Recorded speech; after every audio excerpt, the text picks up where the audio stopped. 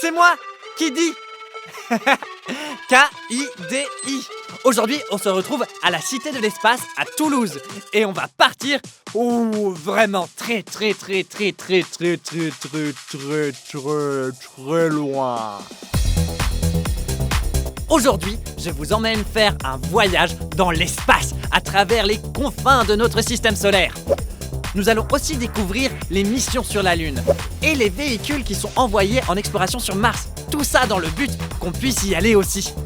Et pour commencer, on va aller faire un petit tour sur l'ISS, la Station Spatiale Internationale.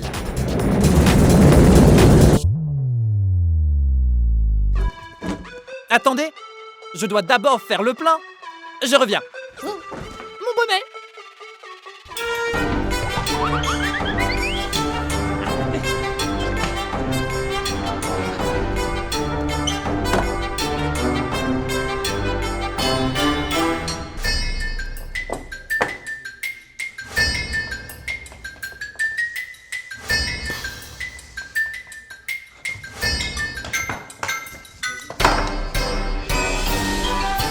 Dix, 9, 8, 7, 6, 5, 4, 3, 2, 1, 0.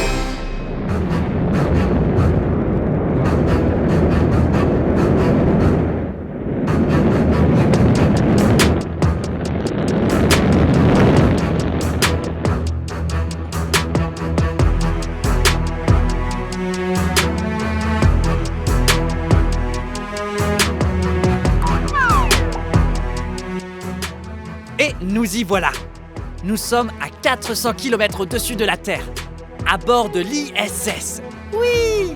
Et l'ISS, ou la Station Spatiale Internationale, accueille à son bord des astronautes. Ils font des expériences ici. Ils travaillent sur les effets de l'apesanteur sur le corps humain et en plus de ça, ils ont une vue imprenable sur notre planète. D'ici, ils peuvent voir la fonte des glaces et les conséquences de la pollution sur notre belle planète Terre. Parce que vous savez, comme nous, notre planète peut tomber malade. Et c'est notre devoir à tous de l'aider à aller mieux. Vous aimeriez voir la planète depuis l'ISS ? Croyez-moi, c'est époustouflant.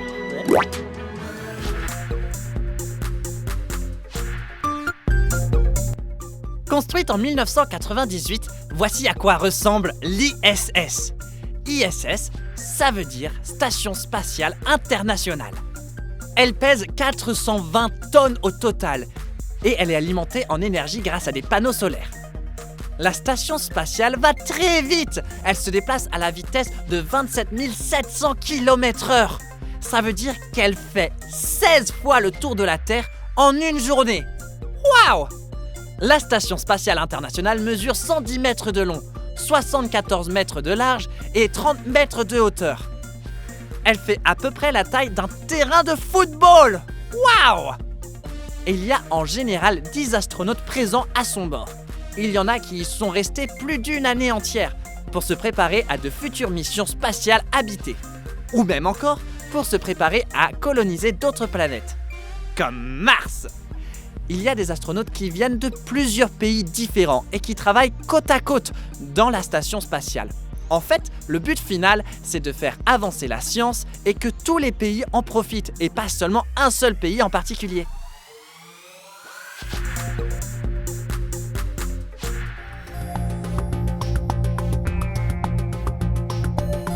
Depuis plusieurs années, des scientifiques et des ingénieurs travaillent sur des nouvelles technologies pour établir des bases sur Mars. Mais pourquoi est-ce qu'on surnomme Mars la planète rouge ?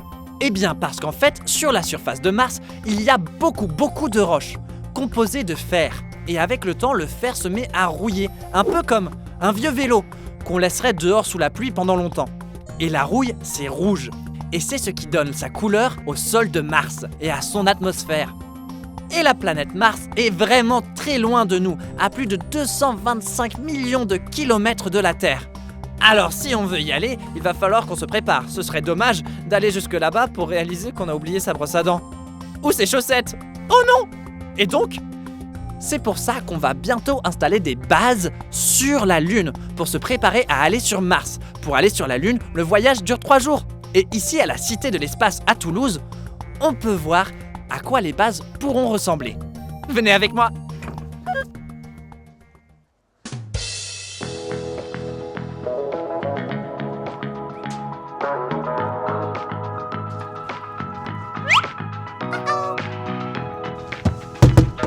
Voilà, on s'approche avec une navette. Ça veut dire qu'on va bientôt visiter une base lunaire. C'est génial!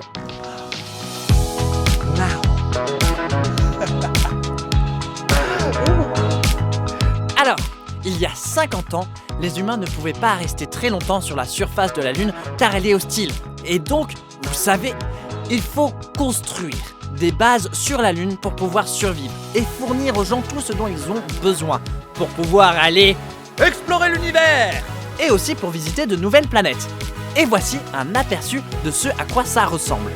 Ouh! C'est trop marrant! Wow! Regardez ça! Ces bases lunaires seront construites grâce aux véhicules lunaires qui nous aideront en même temps à faire des recherches. Voilà, il ressemble à ça. Et qui sait? Peut-être que vous faites partie des futurs chanceux qui feront des recherches sur la Lune et peut-être que vous créerez une nouvelle société. C'est très excitant, non?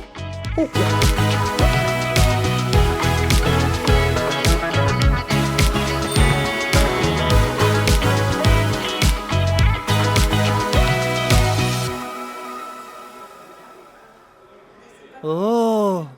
Regardez, vous voyez cette pierre? Elle vient directement de la Lune. Elle a été ramenée sur Terre pendant la mission Apollo 15 en 1971. Et les voyages sur la Lune ne sont que la première étape avant d'aller voyager sur Mars. Oh!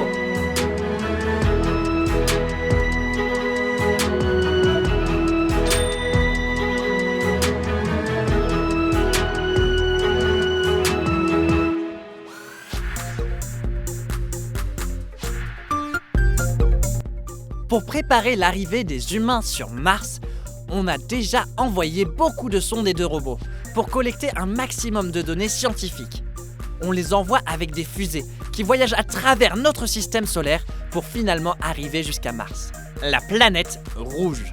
Parmi tous les objets qu'on a envoyés, on trouve les rovers états-uniens comme Curiosity, envoyé en 2012, ou Perseverance et Ingenuity qui ont été envoyés en 2020. Les robots doivent être très solides pour déjà supporter le long voyage qui les attend, mais aussi l'atterrissage sur la planète rouge. Puis, elles ont beaucoup de travail à faire sur place. Elles doivent mesurer l'atmosphère, les tempêtes, les températures, analyser la nature des sols et elles cherchent aussi des traces de la présence ou de l'absence d'eau sur Mars. Et toutes ces données scientifiques ne peuvent être collectées que par ces véhicules robotisés, qu'on appelle aussi sondes. On va voir comment ça marche. Ça y est, nous nous trouvons dans un lieu unique. Je suis dans une reproduction d'un vrai cratère martien. Il ressemble exactement à un cratère qu'on peut trouver sur Mars. Et Mars, c'est surtout un grand désert rocheux. En fait, c'est sec, c'est sablonneux, c'est surtout et avant tout très vide.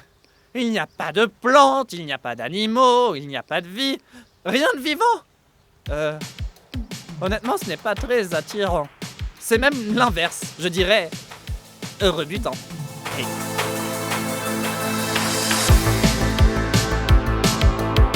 Ici se trouve le rover Perseverance, le 5e rover à se poser sur Mars. Il a atterri le 18 février 2021. C'est un rover états-unien et il pèse environ 1 tonne. Ouh! Et il est équipé de 6 roues motrices. Mais pourtant, il est encore plus lent que son frère, le rover Zhurong, puisqu'il se déplace à juste 1 mètre par minute. Ça fait 60 mètres par heure seulement. Waouh, c'est très lent. Je ne veux pas te critiquer, hein, mais 1 mètre par minute. Je l'ai fait en 1 seconde.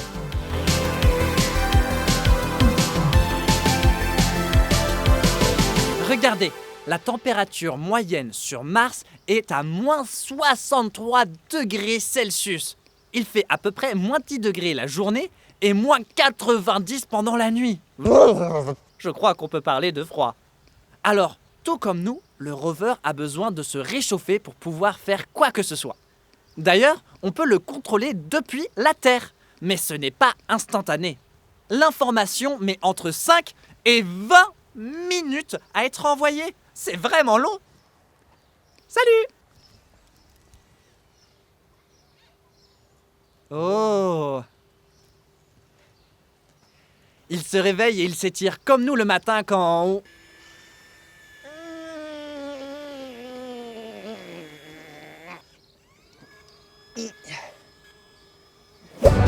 Sa mission est de photographier l'environnement avec ses 21 caméras, d'analyser les roches et même de chercher d'éventuelles traces de vie, comme des organismes microscopiques.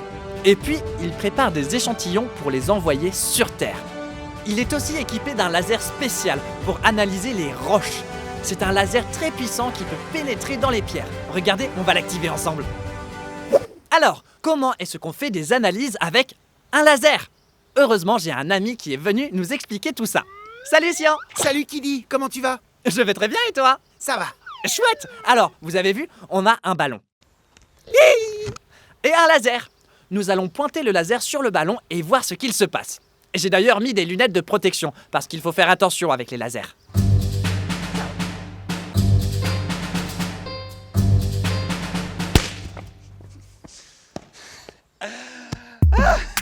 Waouh! C'était très impressionnant. Et le laser est vraiment tout petit rikiki. Le laser sur le rover Perseverance est 10 millions de fois plus puissant que celui que vous venez de voir. Et si l'analyse de la roche donne des résultats intéressants, alors le bras robotique va prélever un échantillon. Heureusement, Perseverance est un rover très bien équipé, grâce à son bras articulé et ses nombreux instruments. Chouette! Salut! Oh! Et voilà les échantillons que Persévérance collecte. Il va les enterrer sous le sol de Mars et on les récupérera en 2030. Wow! Je peux? Bien sûr. On dirait un sabre laser. Et Perseverance n'est pas allé tout seul sur Mars. Il est parti avec un autre robot. Ingenuity. On parle du premier robot extraterrestre. Et voici une réplique de lui. Coucou! Ça tourne. Oui! Et voilà mes petits Kiddy Kids. C'est l'heure de notre Kiddy Quiz. On a beaucoup appris. On va voir si vous avez tout bien retenu. Très bien. Première question. C'est quoi l'ISS? Réponse A, une station-service. Ou B, une station spatiale. Chrono. C'est quoi l'ISS? Ah, temps écoulé. Alors, quelle est votre réponse? C'est ça. L'ISS est une station spatiale. Station. S-T-A-T-I-O-N.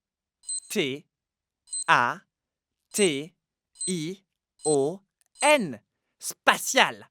S-P-A-T-I-A-L-E.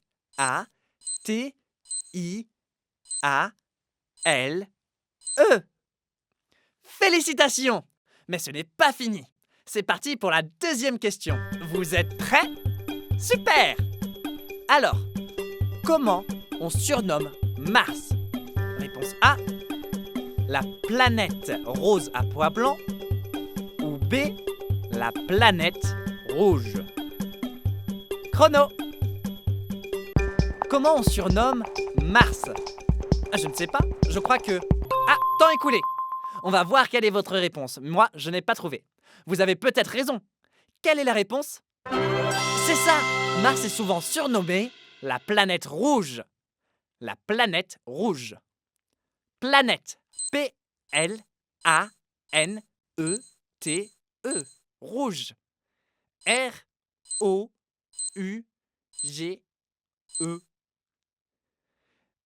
Oui! Vous êtes prêts pour la dernière question? Avec quelle machine va-t-on dans l'espace? Réponse A, avec une fusée. Ou B, avec une montgolfière. Chrono. La question est, avec quelle machine va-t-on dans l'espace? Ah, c'est fini. Alors, quelle est votre réponse? Bravo! Pour aller dans l'espace, on utilise une fusée. Félicitations! Une fusée. F-U-S-E-E.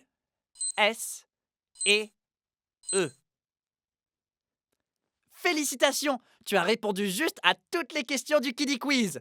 Et vous savez tous ce que ça veut dire. L'heure est venue de faire la Kiddie Dance. On bouge! Ready, set, grow. Ready, set, now. I'm Kitty. Yeah, I'm Kitty. I'm Kitty. Oh, I'm Kitty. I'm Kitty. I'm Kitty. Oh, I'm Kitty. Ready, set, grow. Ready, set, grow.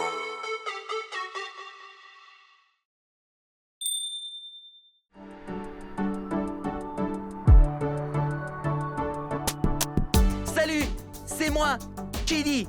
K-I-D-I. Kiddie. Et je suis si heureux de vous revoir. J'espère que vos yeux sont remplis d'étoiles, parce qu'aujourd'hui, on va aller dans l'espace. Et pour cela, nous devons monter à bord d'une fusée. Mais qu'est-ce qu'une fusée? Eh bien, je suis ici, au Musée national de l'air et de l'espace en France, pour tout savoir à ce sujet. J'espère que vous êtes prêts, parce que moi je le suis. Alors allons-y!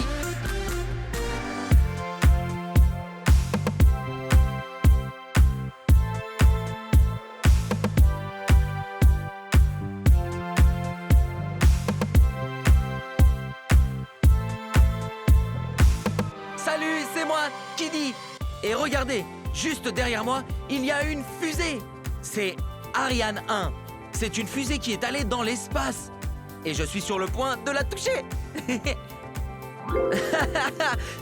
Incroyable! Regardez ça, c'est tellement gros. Je me sens si petit par rapport à ça. Maintenant, comme vous pouvez le voir, il y a de gros moteurs dessus. C'est parce qu'on a besoin de beaucoup d'énergie pour aller dans l'espace. Et si vous vous demandez pourquoi elles ont tendance à être blanches, eh bien, c'est parce que puisque l'espace est sombre, on doit les voir. Ainsi, une fusée blanche est plus facile à voir sur le fond noir de l'espace. Regardez ça! Maintenant, concernant les fusées, il ne s'agit pas que d'une seule chose, c'est plusieurs choses. Alors, comme vous pouvez le voir, comme nous l'avons dit, il y a la base avec tous les moteurs. Et donc, quand on monte, vous avez en fait plus de moteurs et surtout du carburant. Des tonnes de kérosène afin d'aller dans l'espace. Et tout en haut, vous avez en quelque sorte la cargaison, généralement un satellite, que vous souhaitez mettre en orbite autour de la Terre. Alors, comme vous pouvez le voir, un parapluie a une forme très similaire à une énorme fusée. Et ce n'est pas un hasard. Comme vous pouvez le voir, une fusée, c'est long et fin. Et c'est pour qu'elle ait un voyage facile dans les airs. C'est très important car cela limite la résistance à la traînée de l'air. Si je devais courir avec un parapluie fermé, ce serait plus facile, regardez. Oui.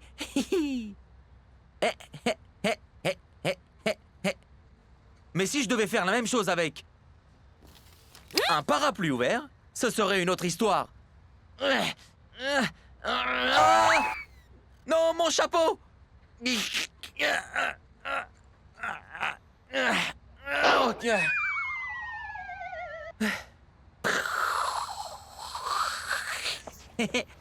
Ok, non.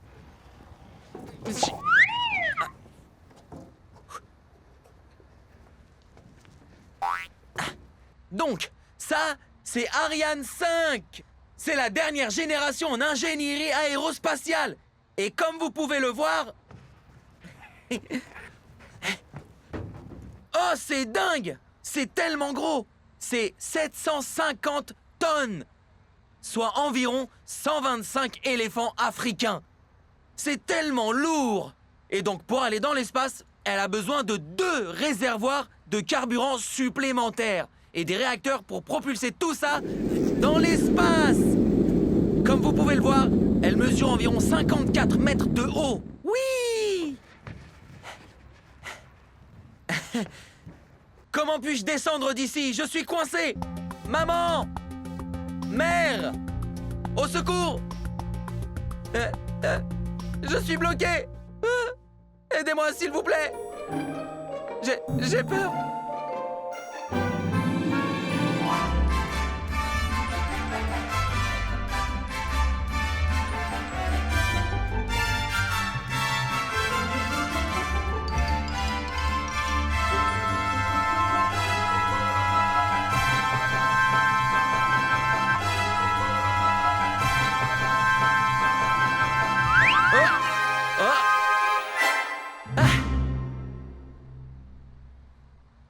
Wow! Regardez-moi ça! C'est tellement gros! C'est plus gros que mon bras! Alors, bien sûr, les fusées ont besoin de ces gros moteurs pour quitter la Terre et aller dans l'espace. Et dans ce cas-ci, même jusqu'à la Lune! Waouh! C'est tellement gros! Et attendez, non, je suis toujours... attendez, non, ne démarrez pas la fusée! Je suis encore là! Ah! 2, 1.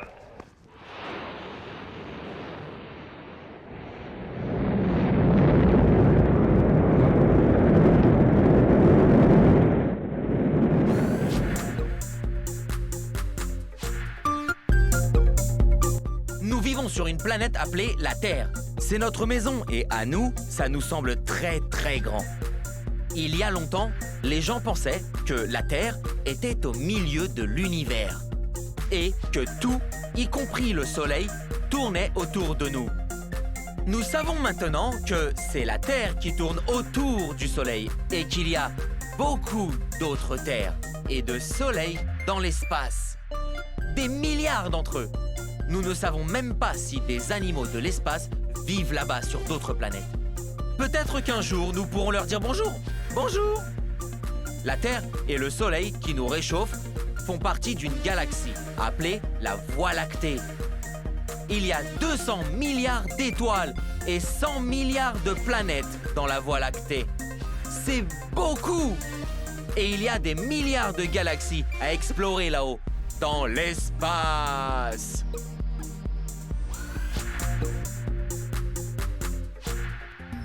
Salut, mes petits surdoués! Regardez, ça, c'est la Terre. C'est ce sur quoi nous vivons.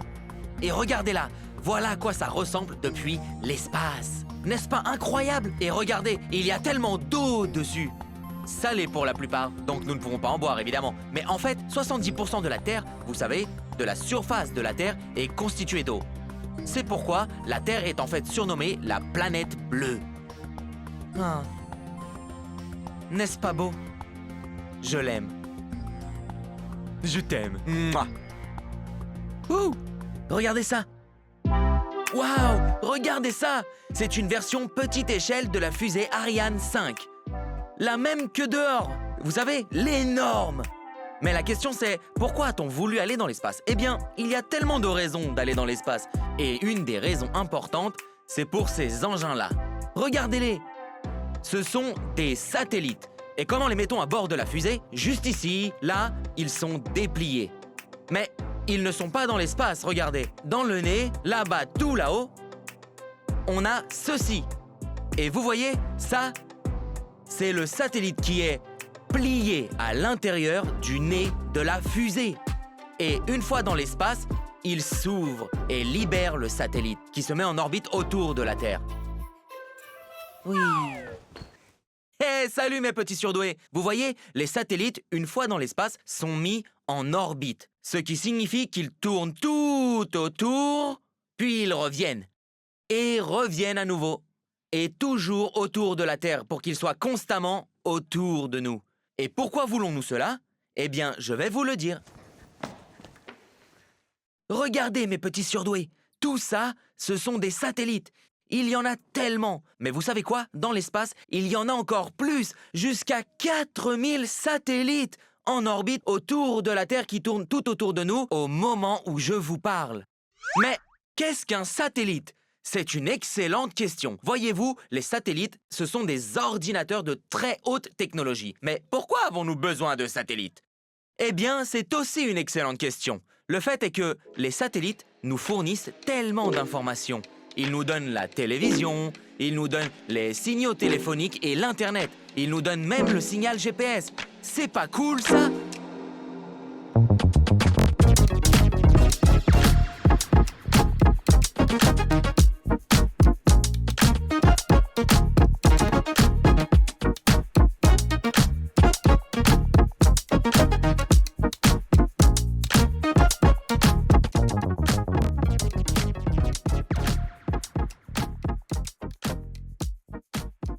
Maintenant que nous sommes tous prêts à aller dans l'espace, il est temps d'aller dans la fusée. J'espère que vous êtes prêts à aller dans l'espace. Regardez, nous sommes en orbite, en route pour nous rendre à la station spatiale, qui est en orbite autour de la Terre, 24 heures sur 24. Allons-y. Salut mes petits surdoués. Maintenant, il ne nous reste plus qu'à décoller. This is the head of operations. Attention everyone. Launching in 1 minute. Ouh, je suis nerveux.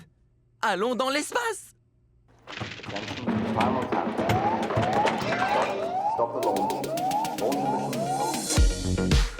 mission. Après un lancement de fusée réussi, bienvenue dans l'espace. En réalité, les humains ne peuvent pas vivre dans l'espace parce qu'il n'y a pas d'air. Donc nous vivons dans ceci, l'ISS. C'est une navette qui orbite autour de la Terre. Et regardez-la. Oui. Alors, ce n'est pas immensément grand, mais c'est normal. On va avoir de grosses structures dans l'espace parce que ça prend beaucoup de ressources qu'on n'a pas forcément. C'est comme un immense bâtiment dans l'espace. Et je veux dire immense, pas parce que c'est grand, mais parce que c'est la seule chose dans l'espace où vous pouvez vivre. Et donc, regardez-moi ça. Il n'y a pas de gravité. Il n'y a donc pas de différence entre le haut, le bas, la gauche, la droite. Donc, tout va flotter un peu librement. Et quand on a besoin d'aller se coucher, on va habituellement aller dans une petite capsule comme celle-ci et on s'attache ainsi. Bonne nuit. Bonjour mes petits surdoués, c'est moi, Kiddy, en direct de la station spatiale. Et regardez, je flotte dans l'air. Et c'est parce que, dans l'espace, il n'y a pas de gravité. Alors, la gravité sur Terre, c'est la force qui vous ramène vers le bas lorsque vous sautez. Mais il n'y en a pas dans l'espace. On est donc libre de, oui, flotter dans tous les sens. Ouais. Alors, évidemment, comme tout peut flotter librement, il faut tout attacher correctement, comme on est censé le faire quand on dort ici. Oui.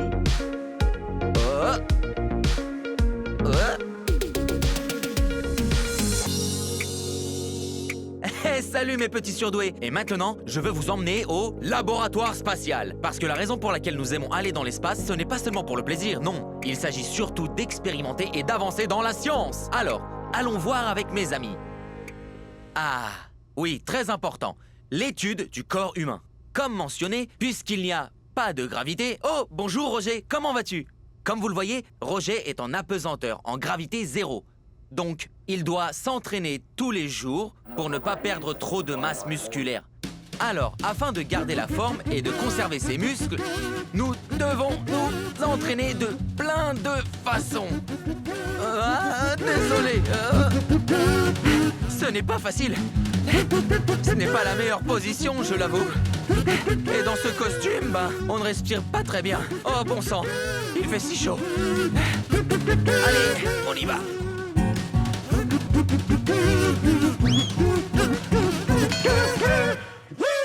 Je suis si nul à ça.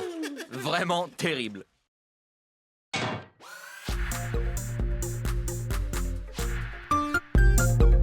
Si vous regardez le ciel nocturne, on peut la voir. La lune.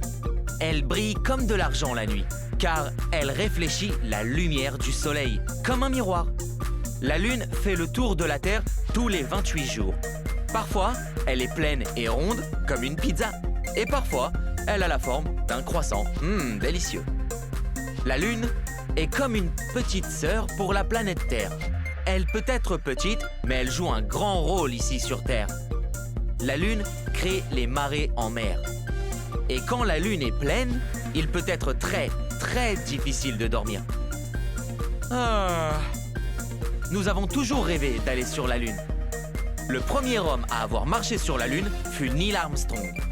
Quand il est sorti de son vaisseau spatial, il a dit « C'est un petit pas pour l'homme, mais un grand pas pour l'humanité. » Seulement 12 personnes ont marché sur la Lune, mais cela pourrait se reproduire très bientôt. La mission Libre Artemis retournera sur la Lune en 2025.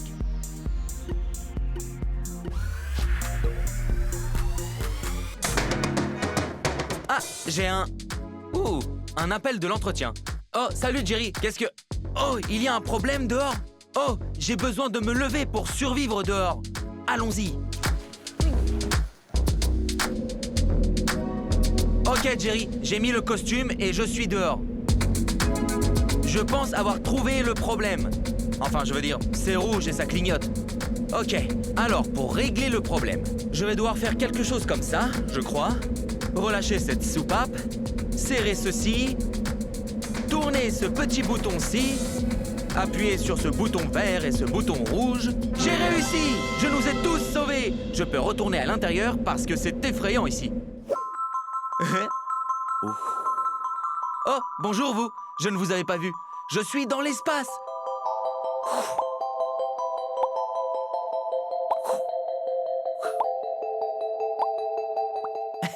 Alors, voici mon ami Steve. Je le connais parce que, regardez, nous travaillons au même endroit. Salut Steve! Oh, je pense qu'il dort.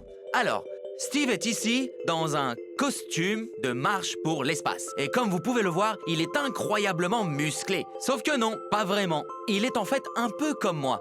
Mais on ne peut pas le voir parce qu'il y a tellement de couches pour le garder au chaud et en sécurité dans l'espace. Parce que dans l'espace, il n'y a pas d'air et il peut faire très très froid, comme moins 160 degrés. Le truc avec ces costumes, c'est qu'il faut généralement jusqu'à 4 heures pour en mettre un. 4 heures! Imaginez que vous ayez besoin d'aller aux toilettes. Vous savez, il faut 4 heures pour l'enlever aussi. Donc, ils ont été intelligents et à Steve, ils ont décidé de lui mettre des couches. Donc, s'il a besoin de se soulager, il suffit de... se mouiller. Parce que qui a le temps dans l'espace? Oh! Ah! Donc, mes petits surdoués, j'espère que vous vous êtes amusés parce que maintenant c'est l'heure du Kiddie Quiz. Souvenez-vous, 3 questions et une bonne réponse à chaque fois. Êtes-vous prêts pour la première question? Ok, allons-y. Première question. Qu'est-ce qui vous permet d'aller dans l'espace? Est-ce A, une fusée ou B, un bus? Chrono. Donc, la question est, qu'est-ce qui permet d'aller dans l'espace? Ah, c'est l'heure. Donc, écoutons votre réponse. C'est exact. Ce qui vous permet d'aller dans l'espace, c'est une fusée.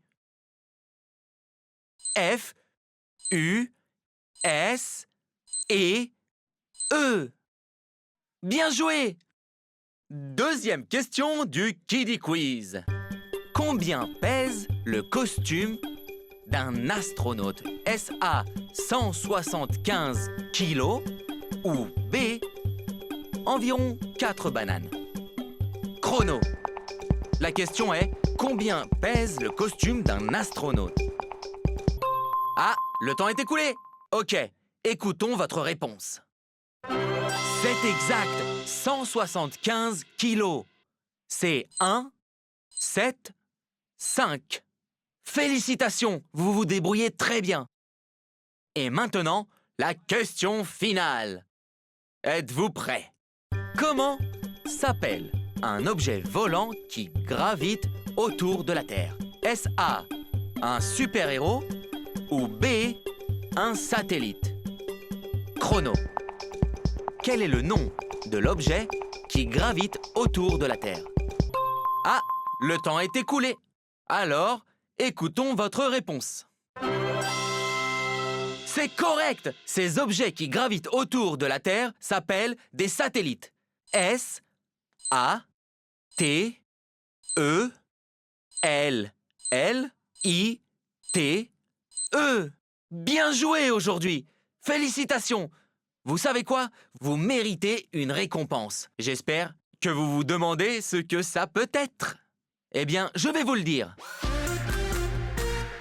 Regardez, on est passé de ça à ça en un épisode. Alors si ça vous a plu, n'oubliez pas de liker et de vous abonner à ma chaîne. Et vous savez quoi? Après tout cet apprentissage, je pense que nous avons mérité une danse de Kiddy. Alors j'espère que vous êtes prêts, car je sais que moi je le suis. Alors levez-vous et dansez!